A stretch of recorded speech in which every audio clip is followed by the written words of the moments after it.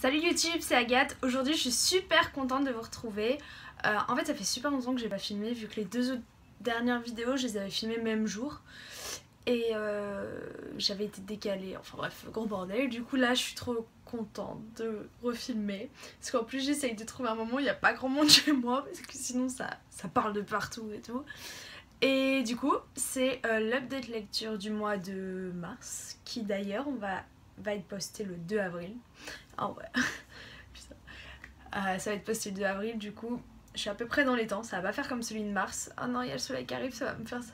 Il va-t'en. Oh non, il a bu. La seule fois où il fait beau en Normandie, c'est le jour où je veux filmer ma vidéo. C'est pas abusé ça. Du coup, on se retrouve vite fait là. Il y a l'air d'avoir un gros nuage, du coup j'espère que je vais avoir le temps de filmer ma vidéo.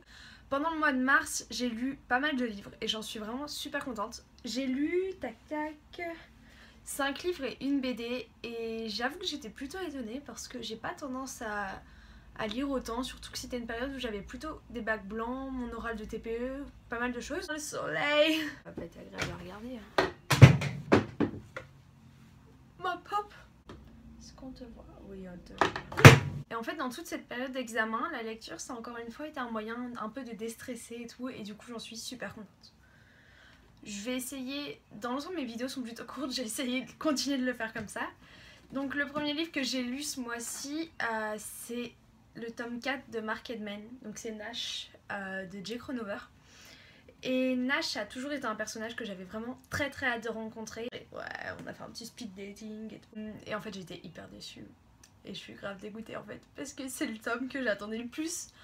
Parce que j'ai dévoré le tome 1 et tout de suite après je suis allée voir sur Livre Addict quel personnage était dans lequel. Et dès le tome 2 je voulais que ce soit Nash. Et là, voilà, il y a le petit Nash. Et en soi c'est pas Nash le problème dans cette histoire, c'est sa compagne. Sa compagne. Pour vous la faire courte, on va suivre Nash qui va devoir traverser une des périodes les plus difficiles de sa vie. Je préfère pas vous en dire trop. Et au même moment, il va revoir une personne qu'il connaissait du lycée, mais cette personne a complètement changé. Il s'appelle Sainte. Ok. Cette personne en fait va se trouver complètement... je pouvais pas le supporter. Au lycée, ils étaient voisins de casier en fait. Et du coup, ils parlaient pas mal, vite fait. Et jusqu'au jour où en fait Sainte va y avoir un énorme quiproquo et elle va complètement détester Nash. Il faut savoir qu'à cette époque-là, et encore un peu aujourd'hui, on va pas se mentir, Sainte était complètement, mais n'avait pas du tout confiance en elle, elle était ronde, elle se trouvait moche, voilà, elle pouvait pas quoi. Et en fait, elle va en vouloir énormément à Nash, elle va lui reprocher beaucoup de choses, et quand elle le revoit, dans cet endroit dont je vous dirai pas le nom, elle va complètement le détester en fait, elle va se dire non ce gars là il peut pas avoir changé, et pendant tout le livre elle va se dire il peut pas avoir changé, et Nash il va être derrière à dire mais il faut que je lui prouve que j'ai changé. Et voilà pourquoi j'ai pas aimé, parce que le livre fait pas mal de pages, hein, il en fait 427 et voilà, et pendant en gros les 100 dernières pages, Sainte se rend compte ah mais en fait Nash c'est un mec bien, je devrais peut-être m'appliquer avec lui. Mais oui, c'est un mec bien pétard. En fait, ce qui m'a vraiment énervée, c'est que les gens peuvent changer avec le temps. Et moi, c'est une chose dont je suis persuadée. Et elle... Non, elle y croit pas. Et au final, comme je vous disais, le livre est assez long. Et j'ai l'impression qu'il se passe rien du tout pendant 400 pages. Et c'est chiant. Parce que, en plus, les romans coûtent quand même 17 €. Donc c'est le genre de livre où on préfère aimer. Et voilà, et je suis un peu dégoûtée. Mais bon, tant pis. Parce que dans tout ça... Parce que dans tout ça, Nash, c'est vraiment un personnage que j'aime beaucoup.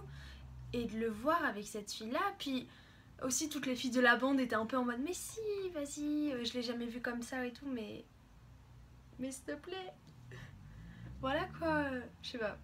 Enfin bon, j'ai énormément eu de mal, et en même temps je vous le conseille parce que ça fait toujours du bien de retrouver les Mark Edman. Et je vais lire le tome 3, n'importe quoi. Je vais lire le tome 5 avec plaisir vraiment, parce que Roddy, ça va être Roddy est un personnage que j'aime bien et on nous a déjà un peu introduit ce qui va se passer. J'ai très envie, d'ailleurs il est sorti là. Non, mon porte-monnaie me dit non. Du coup je l'achèterai c'est sûr, mais voilà. Du coup, livre quand même agréable vu que je l'ai lu, il se dévore, mais plutôt déçu par le personnage féminin.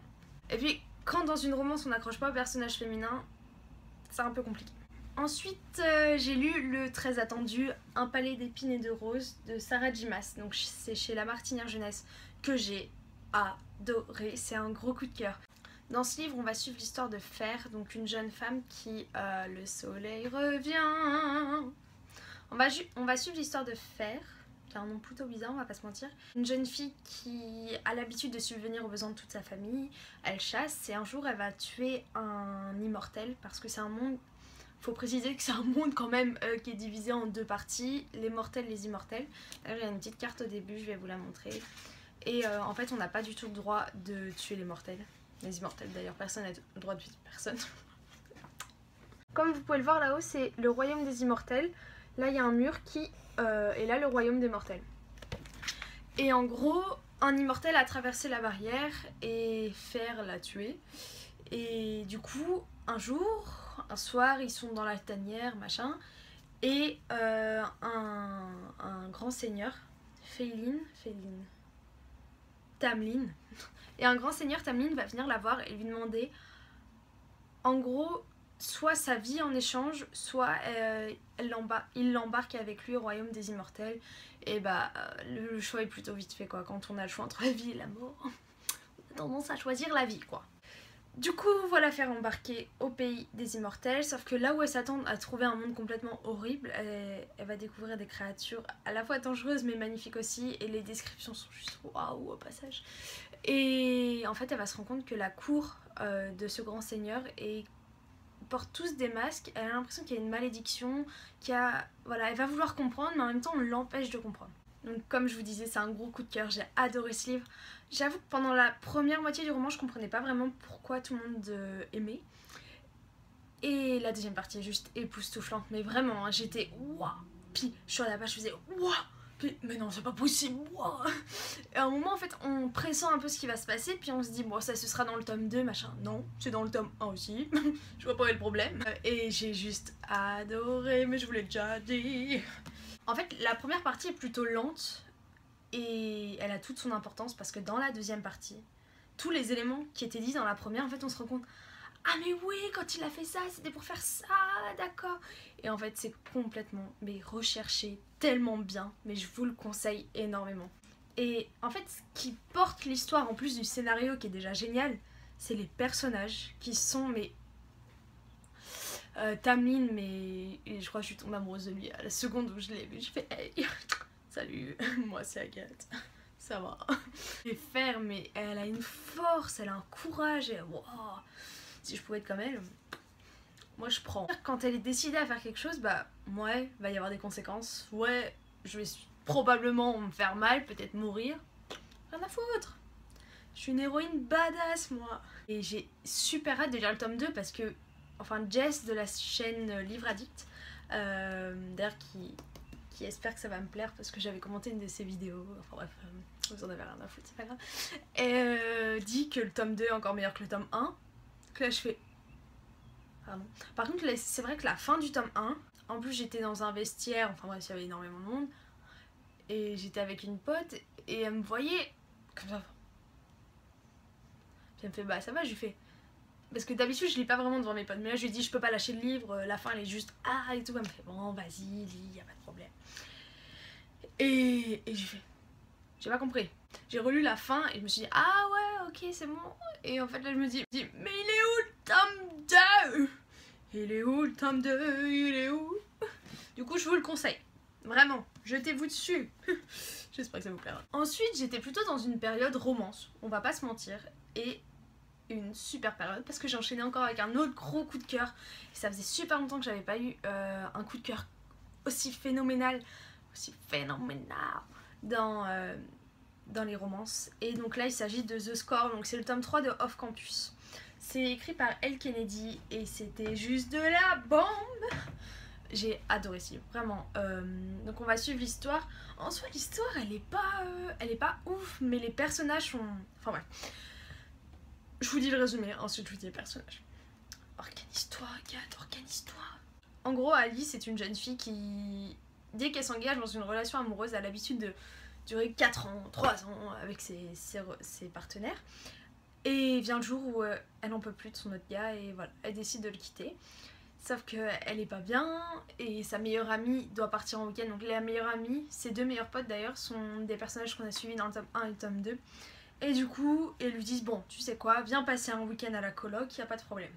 Sauf qu'à la coloc, il y a Dean. Et Dean, c'est juste un personnage mais trop drôle. Et voilà, ils vont sympathiser, mais c'est pas... À la base, ils veulent pas du tout être attachés, ils sont... C'est pas le... Oh, c'est un coup de foudre, oh non, lui, je veux pas lui parler, non. C'est pas du tout comme ça, c'est... Bon, ok, on prend de la tequila, machin. Oh, bah ça dégénère un peu. Ouf. Ouf, n'importe quoi. Oups. Et voilà, et c'est super simple, et c'est... Waouh quoi. Puis il y a pas de retournement de situation à 2 balles, machin qui s'écrase dans un mur. La première idée que j'ai, c'est machin qui s'écrase dans un mur. Ok, waouh. Et ça se voit que c'est la fin de la semaine. Hein. J'ai un petit contrôle de matériel après en plus. Cette vidéo va durer longtemps. Et j'ai adoré. Mais j'ai adoré de fou en fait. Et leur humour, mais je rigole pas souvent. Enfin, moi je rigole souvent. Mais quand je lis un livre, je suis plutôt ah ouais. Puis des fois je suis... Ouais, je pense que c'est le tome préféré de la saga pour l'instant. Mon tome préféré de la saga. Le tome 4 est juste là. Par contre, ils ont un problème avec les abdos. Hein. Moi, c'est pas que j'aime pas ça. Mais... Hop, il y a quoi là? Il y a une petite figurine Trolls. Là, c'est les cheveux de Trolls. Enfin bref. Du coup, lui, j'ai hâte. Très très hâte. En même temps, j'ai un peu peur d'être déçue parce que le tome 3 était vraiment génial. Les deux personnages sont juste adorables. C'est simple, c'est léger et c'est ce qui m'a plu. Vraiment, la simplicité. Et c'est vraiment très rare que j'ai envie de relire un livre, mais lui, parce que moi j'ai tendance à oublier assez vite les choses, et lui, j'ai pas envie de l'oublier. Du coup, j'ai hâte de le relire. Voilà. Et lui, jamais je le revendrai. Déjà que je revends pas mes livres de base, mais voilà. Ensuite, je me suis décidée à lire le tome 2 d'une romance. Pareil, je vous dis, j'ai pas mal enchaîné les romances ce mois-ci parce que, comme je vous disais au début de la vidéo, qui est dans le soleil normalement, c'est bientôt la fin du nuage. Non. J'avais pas mal d'examens et tout, et du coup je me suis dit on va y aller cool. Et les romances, bah, c'est pas forcément prise de tête, surtout celle que je vous ai montrée juste avant. Et donc là c'est One More Chance. One More Chance. The Evergreens, you know, chez Harlequin et moi. Et j'ai préféré le 1. Vraiment, on va pas se mentir, j'ai préféré le 1. Le 1 c'était que de l'action qui s'enchaînait et j'avais adoré le 1. Le 2, en fait je peux pas vous faire de résumé de ce livre parce que ça se finit sur un gros cliffhanger du 1 et tout le 2 c'est sur la fin du 1 donc voilà. Et j'ai quand même aimé, par contre j'ai trouvé des fois que c'était vraiment très mélodramatique quoi. Il y a un moment, ouais d'accord, ok, mais stop. Moi je lis pas pour pleurer et moi je pleure tout le temps. Après le mélodramatique, le mélodramatique, je m'y attendais un peu parce que... Oh, voilà quoi, je veux dire, comment dire, avec la fin du tome 1, forcément que la tome 2, ça allait pas être pump it up, tu vois. Mais ouais, un peu de légèreté quoi. Puis l'héroïne, elle se place un petit peu en mode, t'inquiète, je gère, je suis fort, je suis... Non, enfin je veux dire, t'as le droit d'avoir peur quoi. Enfin bref, ceux qui ont lu, je pense qu'ils vont comprendre. Et ça m'a un peu énervée quoi. Voilà. Du coup, si vous l'avez lu, n'hésitez pas à me dire en commentaire parce que là je peux pas trop dire et en même temps les gens ils vont se dire mais de quoi elle parle. Du coup voilà, n'hésitez pas, vraiment, vraiment. Et puis j'avais déjà eu The Score juste avant qui était une romance genre juste toute légère. Au tout début du mois j'avais eu Nage qui m'avait un peu saoulée, on va pas se mentir. Et là je tombe sur celle-là, des déclarations d'amour, en veux-tu, en voilà. Voilà, je l'ai fini, mais pas trop non plus, vous voyez. Même si dans le fond, Grant et Harlow restent quand même un de mes couples préférés. Vous voyez, je suis assez... Voilà. Mais Rosemary Beach, c'est une série qui, au tout début, quand j'ai commencé à lire, j'aimais beaucoup. Et d'ailleurs, elle fait partie de mon top 5 des romances que je vous parlais il y a un mois, je crois. Et là, plus j'y pense et plus je me dis, mais en fait, c'est... Les tomes 1 sont géniaux. Le 2 pour la première saga, entre guillemets, était génial aussi. Mais je trouve que ça s'épuise en fait au bout d'un moment et que... Des fois, les histoires courtes, c'est mieux. Voilà. Et je sais pas quoi pensent les auteurs quand ils font ce genre d'histoire aussi longue. J'espère qu'ils pensent pas qu'à l'argent parce que franchement, ça me dégoûterait. Mon porte-monnaie va mourir. Et voilà. Du coup, à la fin du... Le tome 1, je vous le conseille. Et le fait que vous ayez lu le tome 1 avec la fin du tome 1, vous allez vouloir lire le tome 2. Et je vous le conseille aussi parce qu'il est pas horrible, mais c'est... Voilà. En tout cas, lisez pas le tome 1 pour lire le tome 2. Voilà. Voilà. Oh, c'est grave intelligent ça. Pour finir, on peut pas faire une vidéo de cette année sans le petit Calendar Girl du mois de mars que j'ai apprécié. Oui, je l'ai très bien apprécié, la fille est même plus sûre de ce qu'elle dit. Et celui-là, ouais, c'est Audrey Carlan chez New Romance. Je pense que vous en avez entendu parler de cette saga. Le tome 1, j'avais juste adoré. Le tome 2, j'avais juste... Voilà, ok. Ouais, c'est cool, tu parles français, j'aime bien, mais en fait, il n'y a que du sexe dans ton histoire. Et en fait, je pense que je l'ai pas dit dans ma chronique et je m'en veux pour ça parce que j'ai tendance à repenser à un livre et à me dire, mais en fait, non, clairement pas. Et voilà, et du coup, je préfère vous le dire. Calendar Girl, on suit Mia qui doit rembourser une dette très importante auprès de prêteurs à gage, on va dire. Je sais pas. Et du coup, chaque mois, elle est escorte et chaque mois, elle va accompagner un nouvel homme dans le truc. Dans le premier, on rencontre Wes qui est juste... Voilà. Dans le deuxième, on rencontre un Français, je sais plus son prénom, qui est... Voilà. Et dans le 3, on rencontre pas un, mais 2 garçons. Et en gros, bon, dès la première page, en fait, on comprend que elle est là pour cacher que les deux sont homosexuels entre eux. Et en fait, on suit un peu leur raisonnement à eux. On le comprend parce qu'on se dit que la société accepte pas forcément les homosexuels comme des hétéros, on va pas se mentir. Et en même temps, on suit aussi leur cheminement en se disant mais puis merde quoi, on est amoureux, on assume. Et au final, voilà. Donc si vous voulez savoir, je vous laisse le lire, c'est très court, ça se lit très vite. J'ai beaucoup aimé, surtout qu'il se passe un petit truc dedans, une petite retrouvaille, t'inquiète, que j'ai pas mal aimé aussi. Et voilà, et c'était sympathique. Après, c'est des livres très courts, le temps qu'on installe, voilà, il se passe pas 15 minutes, je crois qu'on va pas se mentir. Mais pourquoi pas? Voilà, faut pas se prendre la tête. Ouais, je compte bien les lire tous et je compte bien rester dans les temps. Ça va être le plus compliqué, on va pas se mentir. Et pour finir, on va finir. Non, t'es une petite intelligente toi. Pour finir, je vous présente la petite BD. Il s'agit des Carnets de cerises. Donc c'est de Joris Chamblin et d'Aurélie Néré. Et c'est normalement chez Métamorphose, je crois. Et là, c'est chez Françoisile. J'ai beaucoup aimé ce petit livre parce qu'en fait, il renferme une histoire d'amour. Et le genre d'histoire d'amour... Enfin, je sais pas vous, mais moi, les histoires d'amour avec les grands-parents, ça me chamboule tout le temps. Ça me chamboule.